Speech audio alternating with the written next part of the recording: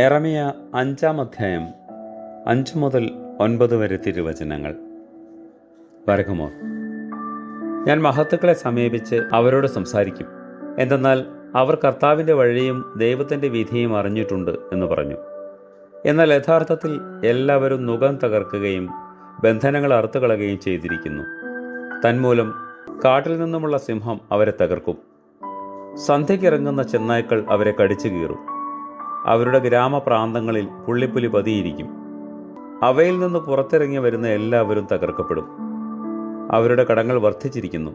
അനുതപിക്കാൻ മനസ്സില്ലാതെ അവർ കഠിനപ്പെട്ടിരിക്കുന്നു. ഞാൻ നിന്നോട് ക്ഷമിക്കുന്നത് ഏത് കാരണം കൊണ്ടാണ്? നിന്റെ മക്കൾ എന്നെ ഉപേക്ഷിച്ചു. ദൈവങ്ങളല്ലാത്തവയെ ചൊല്ലി ആണയിട്ടു. ഞാൻ അവരെ സംതൃപ്തരാക്കി, എന്നാൽ അവരോ വ്യഭിചരിച്ചു.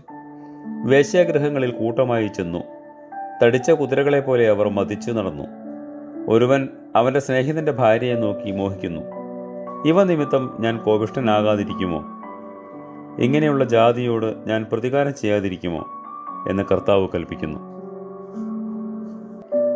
മരിച്ചവരെ കബറുകളിൽ നിന്ന് ഉയർപ്പിക്കുകയും ഉയർപ്പ് ദിവസത്തിൽ അവരെ മഹത്വത്തിൻ്റെ അങ്കി ധരിപ്പിക്കുകയും ചെയ്യുന്നവനെ, നിനക്ക് സ്തുതി. ആമേൻ.